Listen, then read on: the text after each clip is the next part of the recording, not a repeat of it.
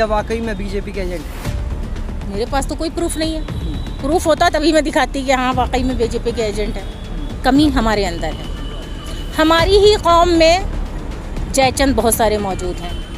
हमारे ही लोग अगर हम आगे बढ़ते हैं तो पीछे से हमारा कुर्ता खींच के पीछे को करते हैं। जिस दिन हमारी ही कौम जाग जाएगी, अपने अधिकारों के लिए लड़ना सीख जाएगी, अपनी जगह तलाशना सीख जाएगी, अपना हक छीन के लेना सीख जाएगी, उस दिन हम लोग भी हिस्सेदार होंगे। 100 सीटों पे लड़ें या 200 सीटों पे लड़ें, फर्क नहीं पड़ता है। जिस वक्त लड़ के आप मैदान में आओगे जनता खुद बता देगी कौन कितने पानी में है। योगी का गुंडा राज चरम सीमा पे है। यहाँ पर किसी को सच बोलने का अधिकार नहीं है, सच कहने का अधिकार नहीं है, अपने हक में बोलने का अधिकार नहीं है। आजम खान एक मंझे हुए नेता है।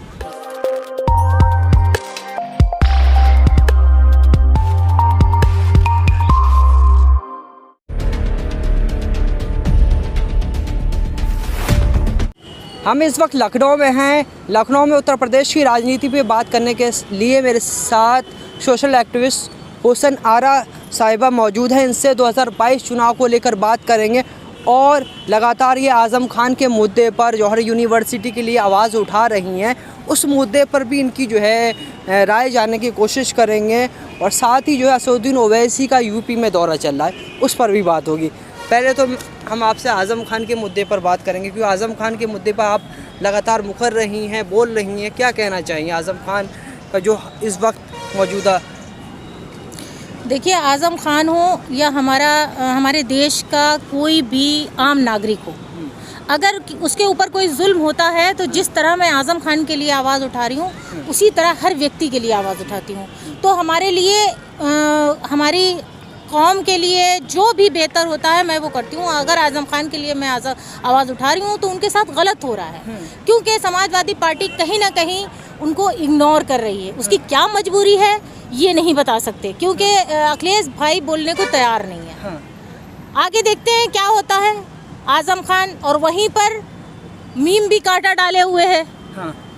भाई असदुद्दीन ओवैसी, जाहिर सी बात है पॉलिटिकल पार्टियां हैं, हर कोई अपनी तरफ एक मजबूत दरख्त की टहनी पकड़ के झूलता है ताकि वो गिरने से बच सके।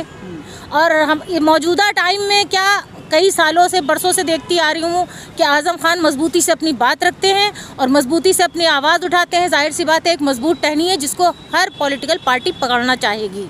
अतीक अहमद के परिवार ने AIMIM ज्वाइन की है।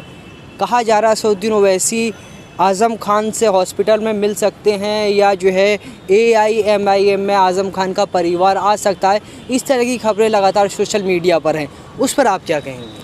देखिए, राजनीति में कोई किसी का नहीं होता है और राजनीति में कब किस वक्त पलक झपकते ही सियासतें बदलती हैं और पलटती हैं, लोग इधर उधर जाते हैं। इसका कुछ भी नहीं कहा जा सकता। इसके लिए कोई भी कभी भी कहीं जा सकता है। अगर ओवैसी के साथ आज़म खान जाते हैं, क्या ये सही फैसला होगा आज़म खान के लिए? ये तो आज़म खान बेटर जानते होंगे। आप क्या सोचती हैं? मेरे लिए तो सही भी है, यहाँ भी रहे तो भी सही है, वहाँ भी रहे तो भी सही है। लेकिन आज़म खान एक मंझे हुए नेता है और एक मतलब ऐसी हस्ती है जो इन्होंने हमेशा हर चीज़ के लिए आवाज़ उठाई है। तो जहाँ तक मुझसे बेहतर वो जानते होंगे कि उन्हें कहाँ जाना है। अच्छा, अखिलेश यादव खामोश रहे हैं आज़म खान के मुद्दे पर। आज़म खान वही हैं जो फाउंडिंग मेंबर थे समाजवादी पार्टी के और लगातार 8 या 9 बार जो है चुनाव जीते हैं रामपुर से। इतने बड़े कद्दावर नेता के लिए अखिलेश यादव का खामोश रहना कहीं ना कहीं ये जो है गलत मैसेज नहीं जाता है? देखिए, बहुत गलत मैसेज जाता है और बहुत लोग नाराज़ भी हैं इससे।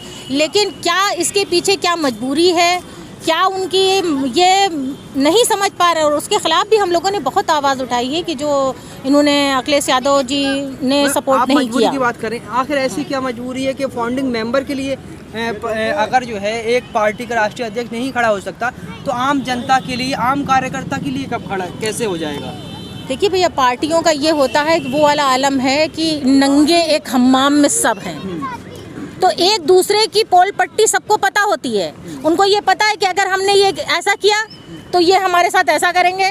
और जाहिर सी बात है जो भाजपा मौजूदा सरकार है, भाजपा वो किसी को भी नहीं बख्श रही है। मतलब जिसने पन्ना पलटा उसका तख्ता पलटा।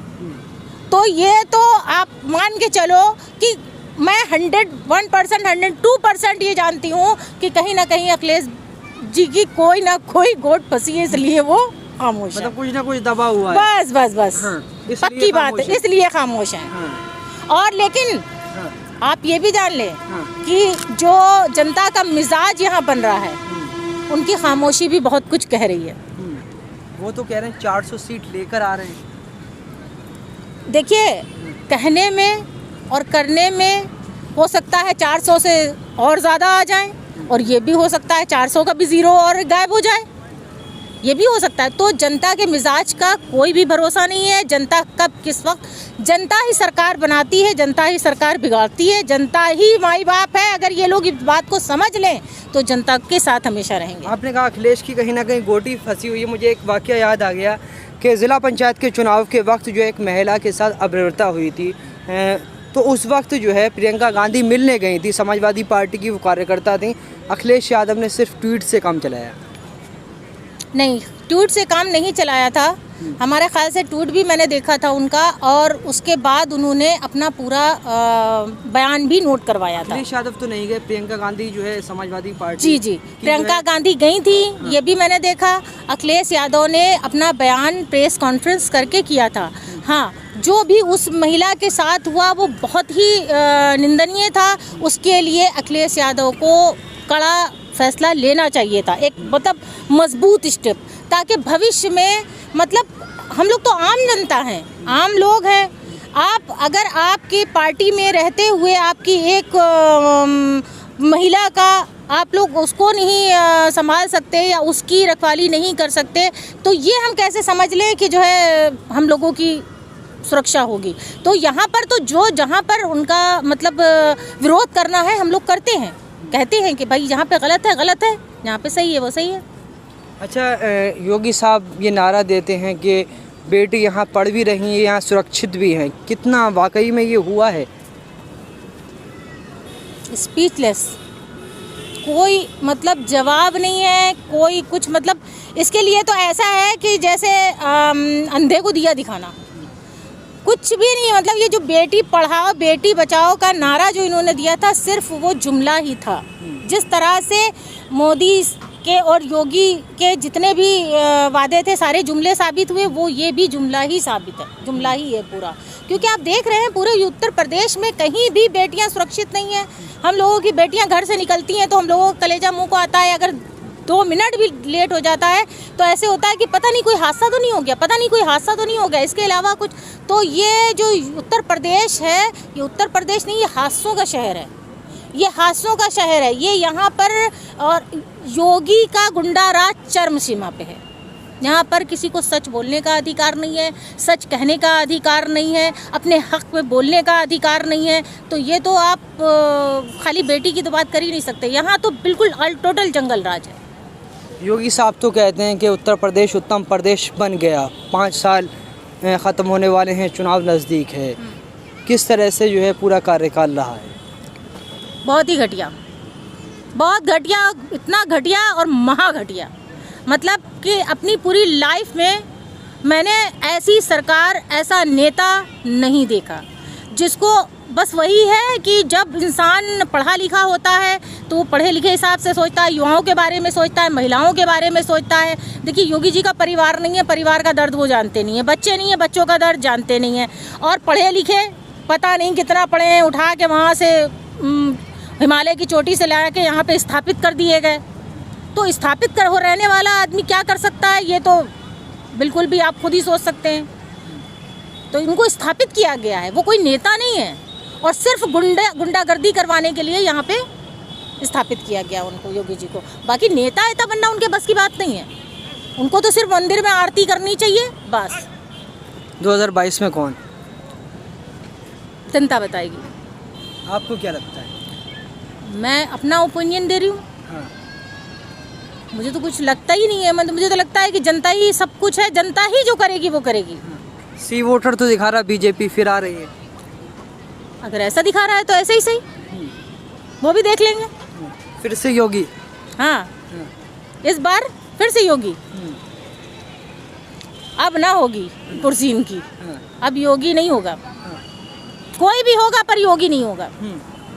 अच्छा, कहा जा रहा है कि किसान आंदोलन चल रहा है, किसान आंदोलन का फ़र्क पड़ेगा, मगर हम अगर इतिहास पे जाएं तो 2017 में नोटबंदी हुई थी, जीएसटी आया था, 2016 में हुई थी, मतलब चुनाव से पहले जो है नोटबंदी हुई, जीएसटी हुई, और कहा जा रहा था कि इससे जो है उत्तर प्रदेश चुनाव पे बहुत फ़र्क पड़ेगा, मगर बीजेपी आई। अब जो है किसान आंदोलन चल रहा है, तो क्या उसका वाकई में असर पड़ेगा वोटिंग के टाइम? फ़र्क तो बहुत कुछ पड़ेगा। देखिए, जो आपने नोटबंदी, जीएसटी या ये सब किसान आंदोलन ये गिनाया, उससे बढ़ के कहीं जो कोरोना काल में यहाँ की जनता के साथ हुआ है वो बहुत और भयानक था।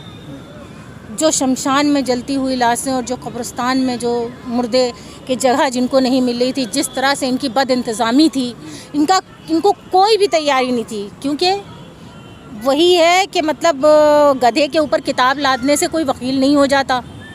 तो इनको तो पता ही नहीं था कि बीमारी है, और बीमारी है अगर तो उसका इंतज़ाम कैसे करना है। अब बारिश जब हो जाए उस भीग जाओ, फिर उसके बाद छाता लेके निकलो, ये तो बेवकूफ़ी वाली बात है। तो पहले से इनको तैयारी करनी चाहिए थी, तैयारी करी नहीं। वही हुआ कि चारों तरफ महामारी का नतीजा क्या हुआ कि हज़ारों की तादाद में लोग मरे, और इतनी बुरी तरह कि जनता मतलब त्राही कर रही थी। और उसमें किसी एक कास्ट के नहीं, मतलब कह सकते एक धर्म के लोग नहीं कर सकते। मतलब ये कि आप ये समझ लीजिए कि हम लोगों के पास दिन भर इतनी कॉल आते थे ऑक्सीजन के लिए कि मतलब रातों की नींद उड़ जाती थी। और ऐसे लोग थे कि जिनसे, और इतना काला बाजारी हो।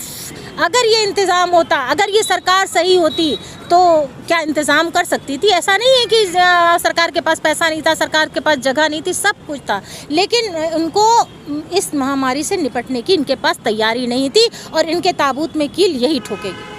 अच्छा, असदुद्दीन ओवैसी 3 दिन के यूपी दौरे पर हैं, हिस्सेदारी की बात कर रहे हैं और 100 सीटों पर चुनाव लड़ने की बात कह रहे हैं, किस तरह से देखते हैं? भाई देखिए, 100 सीटों पे लड़ें या 200 सीटों पे लड़ें, फ़र्क नहीं पड़ता है। जिस वक्त लड़ के आप मैदान में आओगे, जनता खुद बता देगी कौन कितने पानी में है। हिस्सेदारी की बात कर रहे हैं, डिप्टी सीएम की मांग कर रहे हैं। इम्पॉसिबल, ये तो हो ही नहीं सकता कि मुस्लिम को डिप्टी सीएम यहाँ पर बनाया जाए। ये तो एक वो मोदी जी का जुमला हो जाएगा फिर तो वो तो कह रहे हैं कि जो है तकरीबन 7 से 8% यादव हैं, उनको जो है 19 से 20% मुस्लिम मुख्यमंत्री बना देते हैं, तो 19 से 20% वाले को 7% यादव जो है उप मुख्यमंत्री क्यों नहीं बना सकते? हाँ, वाजिब है सवाल आपका, लेकिन जो है नहीं होगा ऐसा। क्यों ऐसा नहीं होगा? क्यों ऐसा नहीं होगा? कमी हमारे अंदर है। हमारी ही कौम में जयचंद बहुत सारे मौजूद हैं। हमारे ही लोग, अगर हम आगे बढ़ते हैं तो पीछे से हमारा कुर्ता खींच के पीछे को करते हैं। जिस दिन हमारी ही कौम जाग जाएगी, अपने अधिकारों के लिए लड़ना सीख जाएगी, अपनी जगह तलाशना सीख जाएगी, अपना हक छीन के लेना सीख जाएगी, उस दिन हम लोग भी हिस्सेदार होंगे। अच्छा, मैं फिर से आज़म खान और ओवैसी पर आऊँगा। कहा जाता है कि आज़म खान ने यूनिवर्सिटी बनाई, और आज़म खान जो है लगातार बोलते थे, आज वो जेल में हैं, और समाजवादी पार्टी के समर्थक कहते हैं कि असदुद्दीन ओवैसी ने संसद में बिल फाड़ा है NRC AA को लेकर।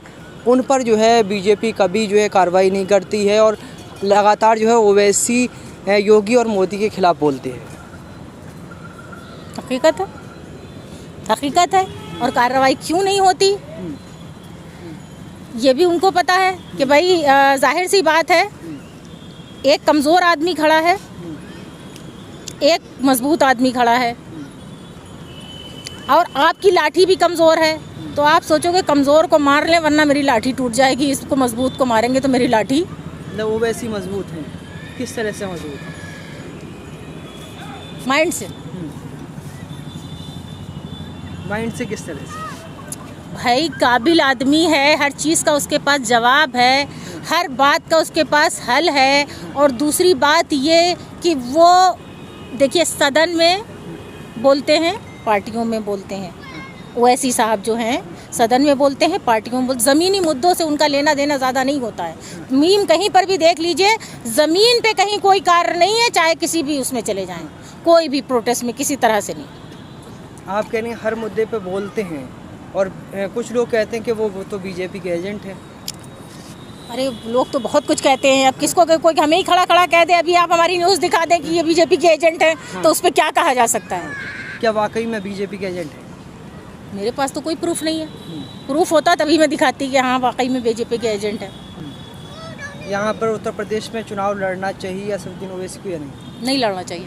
क्यों? कि चुनाव जो है अब जो होते हैं या तो लहर पे डिपेंड होते हैं कि एक लहर चल रही है, लहर के साथ लोगों ने दे दिया, या फिर ज़मीन पे आपने वर्क किया।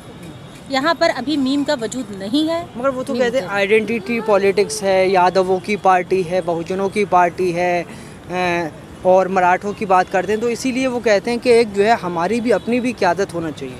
क़यादत होना चाहिए, बिल्कुल होना चाहिए। हम तो खुद चाहते हैं कि मुसलमानों की क़यादत के लिए कोई हो, लेकिन हमारी मीम पार्टी में ही देख लीजिए बहुत सारी, हम पार्टी की क्या बात करें भैया, बहुत लंबा छिड़ जाएगा। लेकिन जो है जो भी पार्टी नई नई बनती हैं खूब मेहनत होती है, खूब लोग मेहनत करते हैं, उसके बाद जितनी उठापटक होती है, जितने निकाल के ऐसे फेंके जाते हैं बाहर, वो जब रोते हैं जिस तरह देखती हूँ उनकी हालत, तो क्या वो मुसलमान नहीं है क्या?